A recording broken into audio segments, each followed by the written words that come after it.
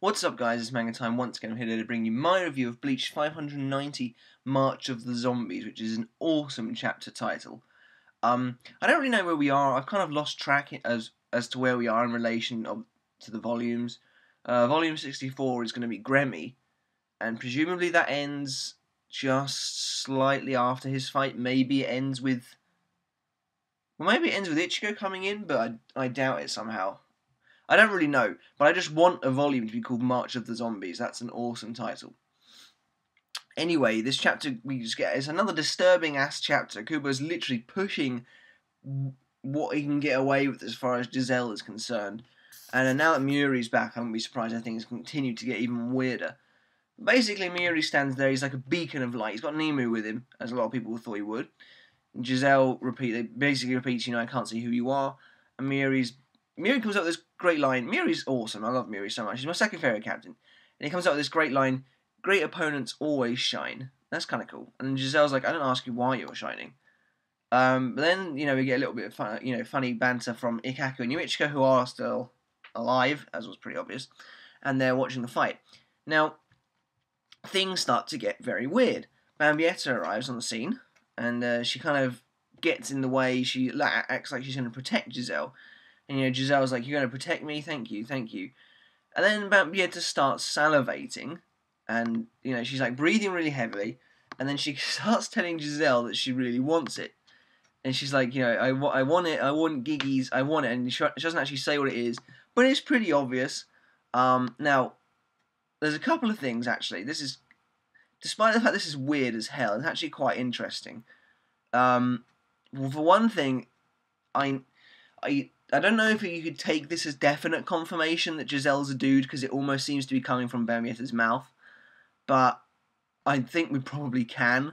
And secondly, Bambietta seems to be... it's like this isn't up to her. Like, she seems to be in a trance. Like, she's kind of just doing it absent-mindedly. Which would imply that Giselle, when she zombifies them, does turn them into, like, sex slaves. So, yeah, she's a necrophiliac. So, she's definitely completely messed up. And basically, Bambietta's like, I can't resist, I want it. And then Giselle smacks her in the face. And she's like, you're so dirty. And basically, she's really psychotic. Giselle is possibly, I want to say, the craziest character we've ever seen. She's like, you just can't resist, you really want it, and she lifts her up by the head, and she's like, I'll reward you and everything's over. And what's really twisted is that these two, well, I kind of feel like we didn't have enough interaction between them while they were still alive, while Bambietta was still alive, but, you got the implication that they were at least loosely friends of some level, but no, Giselle is completely just fucked up. She's like, and it's sick, because she's beating up, basically, it's a dead body at the end of the day. And then she says, I'll reward you when everything is over. So she is actually going to have sex with this dead body if they defeat Mayuri. So, yeah, Giselle is proper weird. And then Bambietta starts crying. It's really weird, because we've never seen Bambietta look like that before. And she's like, I'm sorry, don't get so angry. I don't want to be punished. I'm sorry. And then we have this complete rape face from Giselle, looking creepy as hell. And it wouldn't surprise me if she was getting off on this again. But anyway, before anything properly weird can happen, Mayuri steps in. And he's like, that's nice, I really like that. So Mayuri's a complete freak. We already know that anyway. So he basically turned his light down. It'd be really funny if he had like a switch that he could just like turn it, and it like a light switch in a room, and his clothes just turned down. But anyway, he's so great. Like, Giselle's about as weird as they come, but even she kind of gets shut up by Mayuri. Mayuri's like, I made my light weaker so that even common people can look at me. And then he's like, she's like, you really like common people then, don't you? And he basically says, don't get offended. Everyone's common compared to me. So Mayuri's just great. And all of a sudden, Bambietta's in Volstendig and starts chucking bombs at Mayuri. Now there's a huge explosion, and Mayuri jumps out of the way with Nemu by his side. Now this is interesting, because we do get a bit of lol science here. The ridiculous science that Mayuri and Urahara can pull out of their asses, basically. But I kind of feel like this one's not too bad. Almost because I think it's almost believable. this time. Basically, they're jumping into the sky, and Mayuri's like, Nemu, use that, and Nemu pulls out a suitcase. And, Bambietta jumps after them, and so does Giselle, and Nemu's like, what about the settings? And Mayuri says, yeah, how about let's do 3 seconds? So, Bambietta throws the bombs at her, and Mayuri releases a bunch of pokeballs. They're not really pokeballs, they look like pokeballs, and they have a little 3 on them. Now, basically, what happens is the pokeballs absorb the reishi bombs, and then after 3 seconds, they let them out again. But the reason I think this is believable is because I don't think it's unbelievable that Mayuri would have something that can absorb reishi when he's fighting Quincy's. I think that's just something he would naturally take with him anyway. It just so happens that Mayuri is the type of captain who would have the perfect counter to Bambietta's explosions. So yeah, they do that, and they unleash the explosion around Bambietta and Giselle, but Giselle has used Bambietta as a shield, and it's really hard to make out, but it totally looks like Bambietta's body has just been absolutely wrecked by these explosions. And, Giselle's, holding her like that. And, she's like, why didn't they explode straight away? And because it's actually pretty obvious because, it was a reishi fixing device and, it blocks the reishi it touches for a fixed amount of time. So, Mayuri's like, it's a really simple mechanism. Kind of like, I presume he's probably insulting Giselle there, saying, I don't see how you can't understand that. And then he says, with this simple mechanism, I've sealed the zombie girl's powers, which he basically has. I don't want to say this is the last time we'll see Bambietta in this fight, because it does appear like she has just been destroyed. But then, Ikkaku did stab her through the face, so... But anyway, Mayuri's like, you can both become my research materials, but Giselle's like, you both? And then suddenly she has an army of undead Shinigami around her. Now, I don't want to say this is a missed opportunity, but I definitely feel like Giselle could have brought back some dead Sternritters. Kangdu, BG9, if they are dead. This is a perfect opportunity for Kubo to actually show us Jerome and Berenice's abilities. That would be neat. Even if it's just for a chapter. Now, I say this is a missed opportunity. It definitely could still happen. So that's kind of what I'm expecting. That's actually what I'm expecting to happen. So that would be really interesting, I think. I don't think it's too far-fetched that Giselle could have gone around the battlefield during the first invasion, basically just resurrecting dead people. And, yeah, so she has this army of zombies, and she says that she's been making loads of them since she came here. And Michiko and Ikkaku are like, I recognise a few of them, and it's actually a really nice little detail. Some of these zombies are the Shinigami that were watching Kenpachi's battle with Gremmy earlier, which I think is really neat, actually. And basically, Ikkaku's like, that asshole. But I don't think Ikkaku's going to, and Michiko are going to join in, mate. Well, they might do, I don't know, it's hard to say, because I don't think Mayuri's going to be fighting the zombies.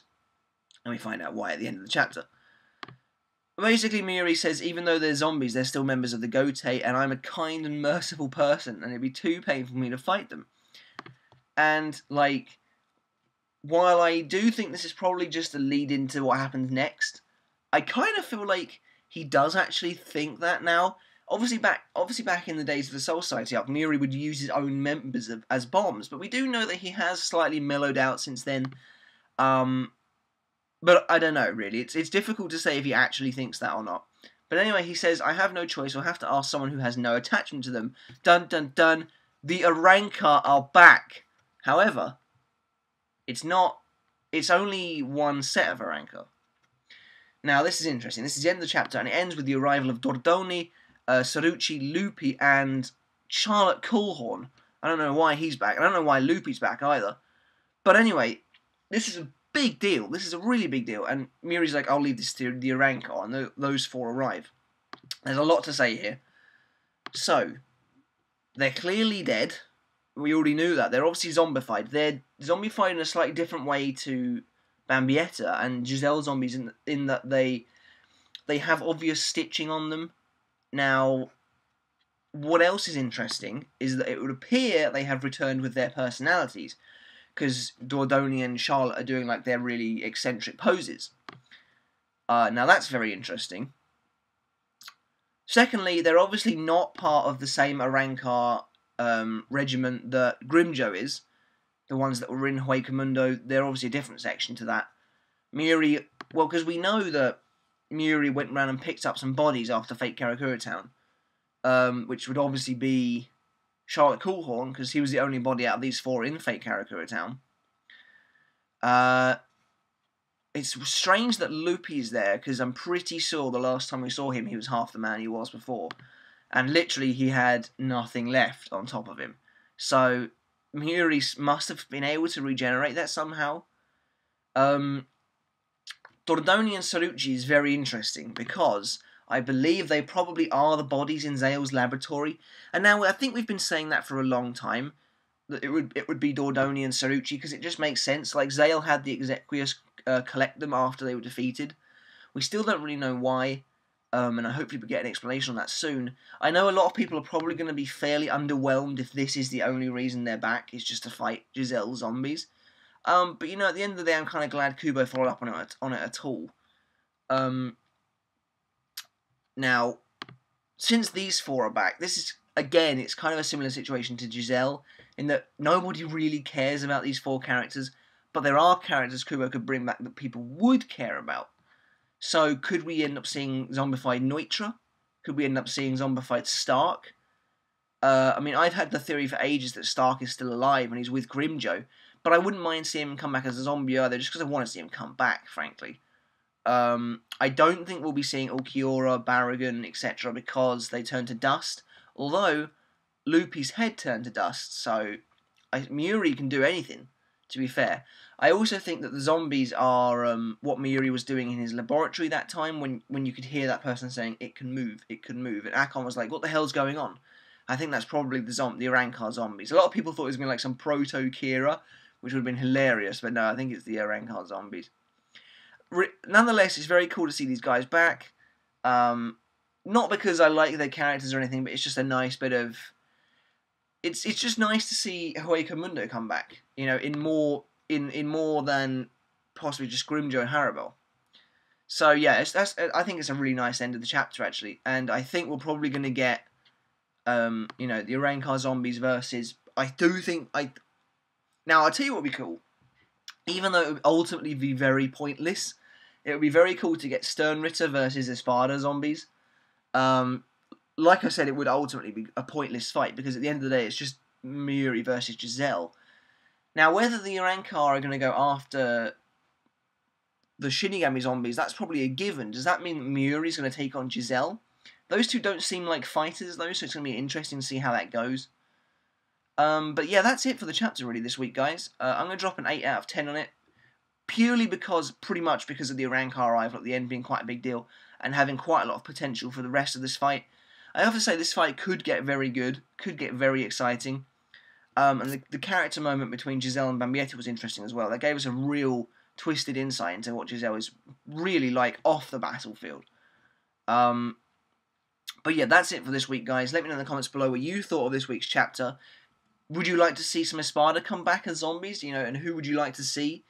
Yami could come back. That'd be kind of neat. But I like Yami. No, not many people like Yami. And would you like to see some Sternritter come back as zombies? I'd just love to see Kangdu, because I want to get some frigging closure on what the hell happened there. But, you know, that's kind of by the by. As always, guys, don't forget to like the video and subscribe for more, and I'll catch you next week. Oh, no, I won't. Next week's my graduation. Well, I'll probably do a video on Thursday. So, yeah, it'll be Thursday, the next one. So, until then, guys, see ya.